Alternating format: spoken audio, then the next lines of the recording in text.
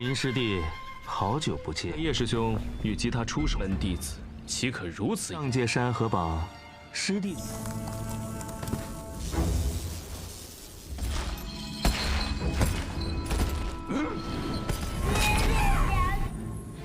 但怎么会突？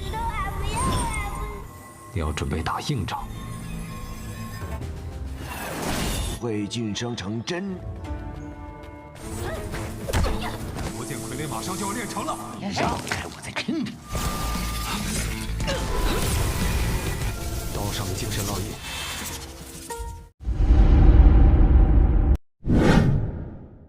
不然的话，山河榜上。 Halo guys, bagaimana kabar kalian hari ini? Mudah-mudahan tetap semangat, sehat jiwa raga. Bertemu kembali bersama Lengkop Mupi di pembahasan alur cerita Donghua yang berjudul Immortality Season ketiga episode yang kedua. Bagi kalian yang belum subrek, bantu tolong subrek dulu dan nyalakan loncengnya, biar gak ketinggalan lagi update terbaru dari channel Lengkop Mupi. Playlist untuk Donghua ini juga sudah tersedia. Jadi jika kalian masih bingung belum nonton episode sebelumnya, silahkan dibuka saja playlistnya. Dan jikalau ada notifikasi melayang-layang di layar kaca Anda, harap buka dengan rasa hati ikhlas. Kalau sudah seperti itu tak perlu malas-malas ya geng, langsung saja kita digas.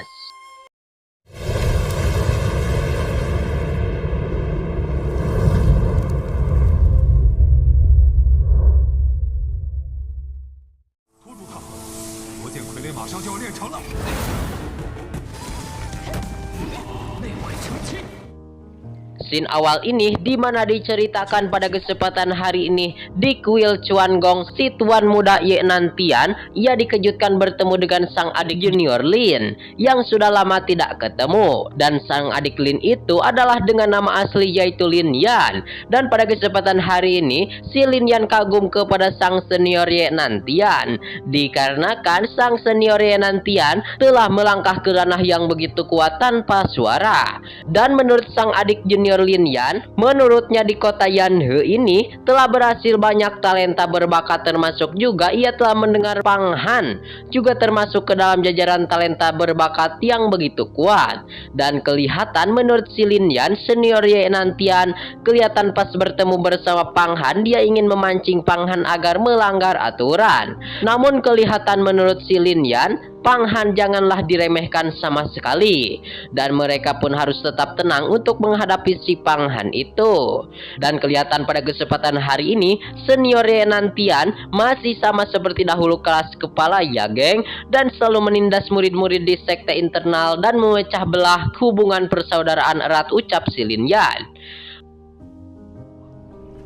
短短1年中，玩弄于股掌之中，恐是老样子。 打压内门，能者得之，宁可直中取义，道不同不相为谋。 Lalu pada kesempatan hari ini mereka berdua pun terus membacot panjang lebar dan singkatnya cerita. Pada kesempatan hari ini menurut si Lin Yan mereka berdua tidak dapat dipaksakan untuk bersama-sama serta bekerja sama. Kelihatan pada kesempatan hari ini si Lin Yan ia berpamitan kepada Ye Nantian bahwasanya sampai berjumpa lagi di daftar Sanhe berikutnya. Hingga scene pun berpindah pada kesempatan hari ini di mana sang pemeran utama kita Pang Han dan juga si Naga Yan yang telah terlihat lagi mengambil aura dari serigala yang begitu kuat, dan tentunya aura yang menyeramkan.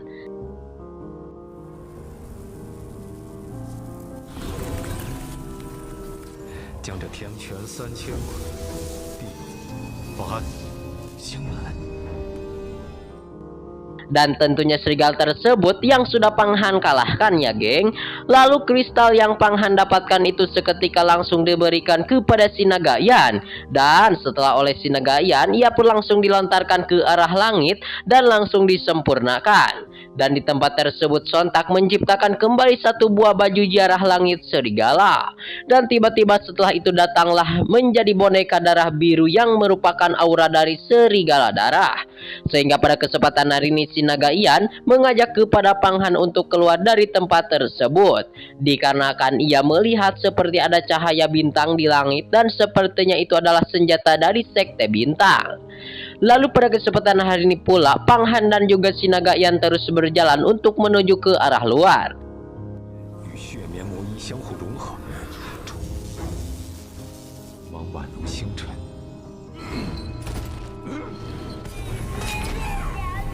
定不是一般人物。 Dan sontak benar saja di tempat tersebut ada cahaya yang dikelilingi oleh monster-monster jahat. Dan kelihatan cahaya itu merupakan gelang bintang 5 matahari dan bulan. Dan di dalam cahaya itu ada seorang bayi yang bernama Xing Yun yang berasal dari sekte bintang. Dan kelihatan sang bayi itu memanggil ayah dan ibunya dikarenakan bayi itu terlantar sendirian. Lalu menurut si naga Yan bahwasannya sekte bintang ia telah mengumpulkan matahari dan bulan serta cahaya bintang selama puluhan dekade, dan semua itu berhasil disuling menjadi satu oleh air suci 9 matahari. Dan kelihatan pula pada kesempatan hari ini menurut mereka bahwasannya emas 9 istana di sekte Yuhua sudah kembali hidup. Dan menurut si Pang Han, seorang bayi yang bernama Xing Yun itu yang berada di tengah-tengah pagoda itu bukanlah semena-mena bayi muda biasa, dikarenakan dari sejak kecil ia sudah mempunyai senjata sakti, dan si anak kecil itu pastilah bukan untuk dipermainkan. 爷，我们走。小小年纪就有如此重宝， 也是你撒野的地方吗？还有那把刀，都是是元宝吧？那只蝼蚁。 Namun si Pang Han juga terheran-heran mengapa anak tersebut bisa terdampar sendirian di tempat tersebut. Dan kelihatan tiba-tiba si anak ajaib itu tiba-tiba didatangi oleh salah seorang nona iblis yang begitu kuat. Dan kelihatan si nona iblis itu ingin memakan daging dari si bocah tersebut. Namun kelihatan si bayi tersebut menolak untuk dimakan dan ia melemparkan batu spiritual ke arah orang-orang yang jahat. Dan tentunya yang berniat ingin memakannya. Lalu kelihatan si naga Yan dan juga Pang Han melihat dari kejauhan dan bahwasannya menurut si naga Yan, Pang Han harus bersiap-siap untuk bertempur, dan pertempuran ini akan menjadi pertempuran yang sulit. 但雌性与人类无异。我们丰满羽翼。 Dikarenakan Pang Han harus bisa menyelamatkan si budak yang bernama Xing Yun itu. Dan Pang Han harus menyelamatkan dan mengalahkan iblis-iblis jahat. Namun tiba-tiba kelihatan salah seorang iblis cantik langsung terbang dan melihat kepada Pang Han. Dan menurut si Pang Han itu adalah Hong Yi. Yang padahal mah si nyonya tersebut adalah raja iblis kuat, dan kelihatan si raja iblis itu langsung melayang ke atas langit. Namun scene pun berpindah pada kesempatan hari ini di Gunung Yuhua. Kelihatan orang-orang berkumpul dan salah seorang tetua lagi di hadapan beberapa orang tersebut, dan bahwasanya pertempuran antara dewa dan iblis akan segera dimulai. Dan tujuannya dari pertempuran tersebut yaitu untuk mengecek kekuatan daftar revisi di Akademi Sanhe. 让他们有封下弟子去。 Dan kelihatan singkatnya cerita, sang kakek tersebut langsung membubarkan kepada orang-orang yang lagi berkumpul itu, dikarenakan pertarungan di Mainland Arena Sanhe akan segera dimulai. Dan scene pun kembali lagi ya geng, berpindah lagi, dimana pada kesempatan hari ini di dunia bawah kelihatan si iblis itu menyerang kepada sang MC kita Pang Han. Dan menurut si nona iblis kuat itu, Pang Han telah berani masuk ke dalam wilayah suku iblis. Dan menurut si raja iblis anak muda Pang Han itu berani-beraninya walaupun dia baru mencapai alam ke-10. Dan lalu singkatnya cerita, menurut si naga Yan ia kelihatan langsung memanggil kepada Pang Han. Bahwasannya si naga Yan meminta kepada Pang Han untuk menahan sang iblis jahat itu.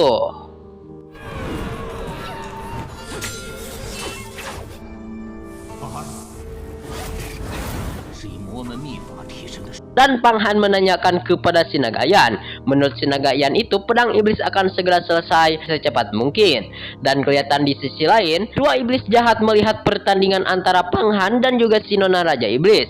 Dan dua iblis tersebut tentunya yang diperintah oleh si Yenantian, yang merupakan Erchong dan Mukming. Maka keduanya juga murid dari sekte internal Yuhua. Dan kelihatan Erchong sedikit ketakutan sekali. Namun menurut si Mukming iblis yang satunya lagi iblis si gendut, mereka semua atau Pang Han dan juga si iblis jahat dan juga si Nagayan tidak akan memperhatikan kepadanya dalam waktu yang dekat.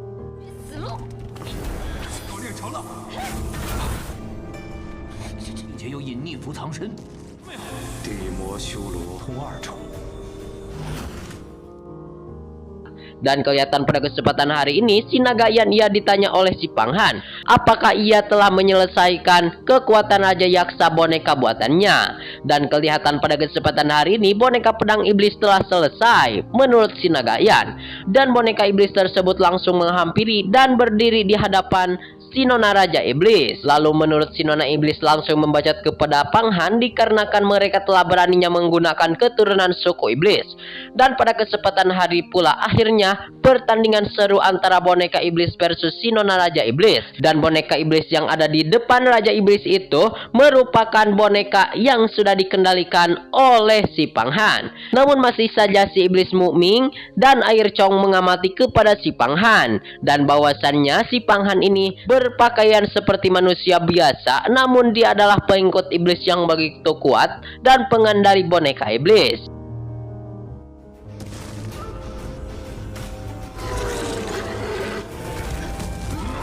风寒川的人模狗样，军发达了。 Dan semua informasi tersebut maka dia akan langsung diserahkan kepada senior Ye Nantian. Dan kelihatan di sisi lain pula Pang Han terus bekerja keras bersama si Nagayan. Kelihatan di sisi lain si bocah atau si bayi yang ada di tengah-tengah pagoda itu juga ia sedikit mengeluarkan kekuatan esensi dari dirinya. Dan hampir saja semua iblis yang menghampiri kepada pagoda bayi itu hampir kalah dan pada akhirnya terseret oleh kekuatan si bayi itu.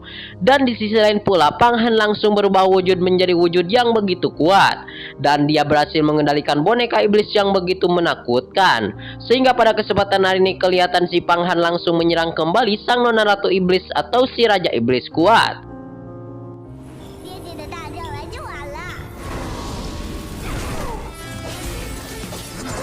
竟然还有爸爸！ Dan dia ingin mengakhiri hidup si Raja Iblis. Dan kelihatan juga si Nagayan memerintah kepada si Pang Han untuk pergi saja semasih bisa memurnikan aura dari dirinya. Dan pada kesempatan hari ini pula si Pang Han langsung mengeluarkan pedang cahaya kuat yang ingin langsung diarahkan kepada si Nona Raja Iblis. Scene ini juga sekaligus menutup perjumpaan kita di episode kali ini. Terima kasih buat kalian yang sudah subrek ya geng. Terima kasih buat kalian yang sudah nonton sampai habis. Mohon maaf bila banyak kesalahan dan kekurangannya. See you next di video pembahasan.